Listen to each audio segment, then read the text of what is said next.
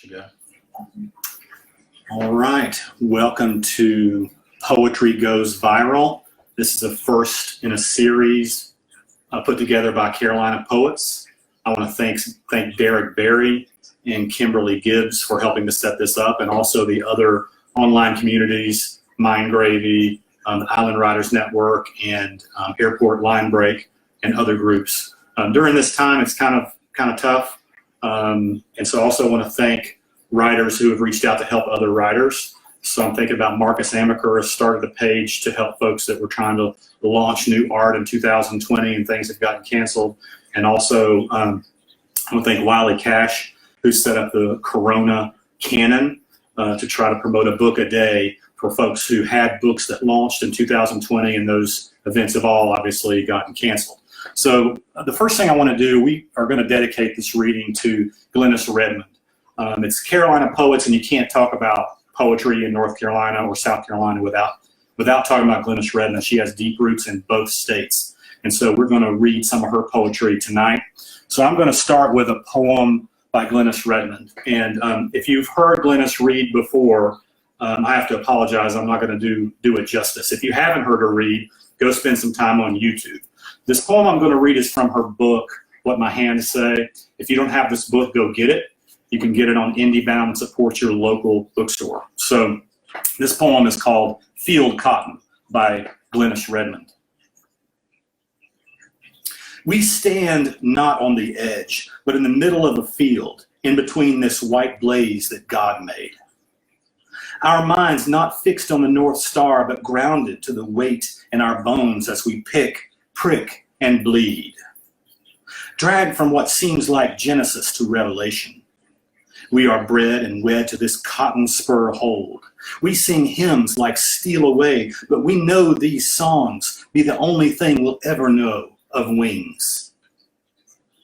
How can something so comely turn so ugly? When greed wraps its hand around the land, cotton becomes a field of lies, acting like the truth.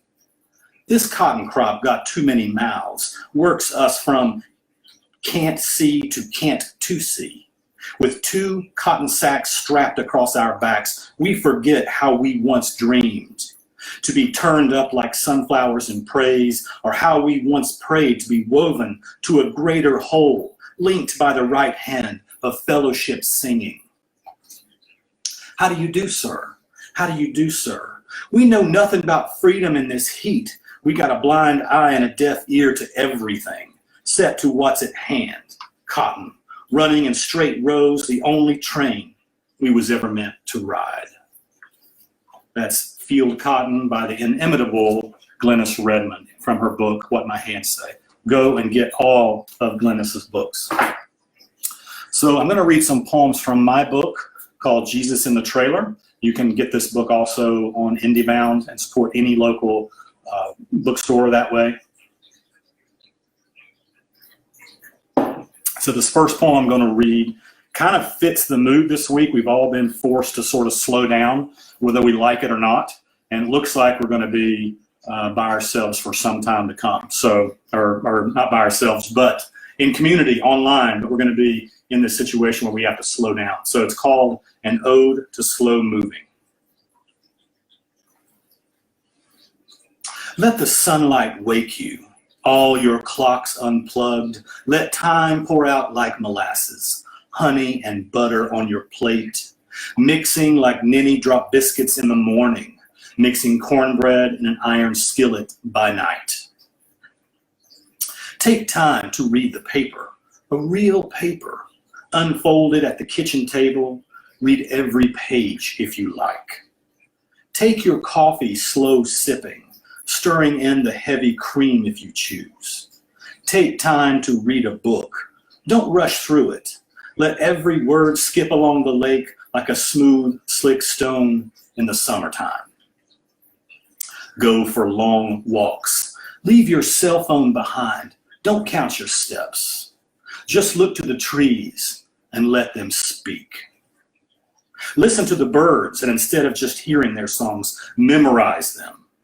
Pull the notes into your skin. Ignore bad news and smile at the sun. the way it hangs in the sky. Refuse to rush. Let the fibers of your muscles twitch with slow labor, and don't wipe away your sweat. Then rest on your wood rocking chair and watch the cotton grow. But most of all, when you hold her, go slow. Go even slower. Stoke fires that smolder, not flame, then sleep your deepest sleep.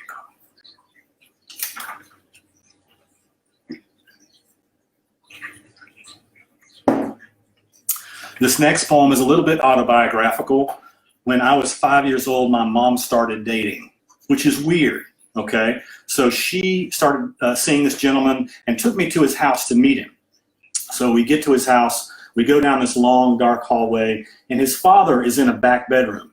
He's an elderly gentleman, and he's not in good health. He needs help breathing. And so fast forward a year, my mother marries this gentleman, and in the interim, his father had passed away.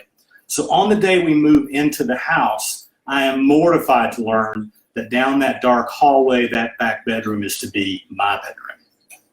So it's called A Ghost Named Alvin. And if my mother's watching, she would want you to know that I have embellished the details a bit, maybe a lot. A ghost named Alvin. A ghost named Alvin played the trumpet, floating over your bed when you were 5, as skinny as a waif, after your mama took you to a strange man's house and laid you in a dead man's bed. Mama said, "Don't worry, I'm just down the hall." And you said, "Ain't this someone else's bed, the man with all the tubes?" And she said, "Oh, that was just Papa Alvin. He's gone on to see Jesus." And you said, "But ain't these his green sheets?" And they were his sheets, and this was his bed, and it smelled like Alvin, who smelled like peanuts. On the first night, Alvin came billowing through your curtains, levitating over your bed, smiling. The next night, Alvin played the fiddle and told you he was bored of the afterlife. One night he came and danced up high, no longer needing tanks to breathe. He gestured like a lion tamer in some kind of night circus. One night, the man on the news said the world would end at sunset. And this made sense because the Bible says the world will explode. And so you sat and watched the sun fall, waiting for the end. When the world fell dark and nothing caught a flame, you climbed back into bed and awaited Alvin's embrace. This next poem is called The Way She Bends the Pines. She is light that bends around corners, light that pours through her feet, breasts, cheeks, and knees. She is an earthquake, a split log whirling dervish chasing devils with a wood stake. Sharp beams needle over scraped bark, forming pine cone embers, lighting every dark corner of every dark wood. Shining under the floors of ancient ruins, fire on enchanted beds of forgotten farce. We beasts fear her second coming, interrupting our slow crawl on nights the moon hides, interrupting our root digging and taking of trinkets. The pines first sway, then bend for her, finding unexpected flexibility, else they splinter into brittle skeleton fingers. She lights up the world, all glory and twinkle, forcing the shadows to stretch and creep along the ground where roots twist snake. Creatures under rocks instinctively scurry when uncovered by the sun's steady march. March, march, she marches, arms outstretched, fingertips grazing the moss and vine, surprising the slinking phantoms that tuck away, wishing all that's bright would stay. I'm going to read one last poem, and this one is brand new, so I haven't read it before anyone before, and except for my wife Casey, and also I haven't submitted it anywhere, so it's brand new. So it's called Treebeard, and I read this article about trees, and it was basically making the argument that trees have something akin to a heartbeat. They also lower and raise their branches overnight in some cases, and also over a few hours in other cases. So the thought is that they're actually pulling moisture from the earth or distributing nutrients as they need to. So the poem is called Tree Beard, and my fellow Tolkien nerds will probably appreciate it. It has an epigraph. It now appears that certain trees lower and raise their branches not only at nightfall or sunrise, but also within shorter periods, such as 2 hours. It's as if they have an internal heartbeat. The Scientific and Medical Network Journal, 2018. Treebeard. Busy as we are, we feel your longing. When you walk by, hands held out, fingering the grooves of our bark. Busy as we are, feeding fallen sisters and brothers laying at our feet, feeding them beneath the earth, raising branches skyward, lowering them again to earth every night in the dark. In the dark, you swore we moved. You swore we moved, and we did. When you walked among us, living, moving, singing things, Fangorn in Sindarin, baritone tree hearts thrumming. Stop along the trail.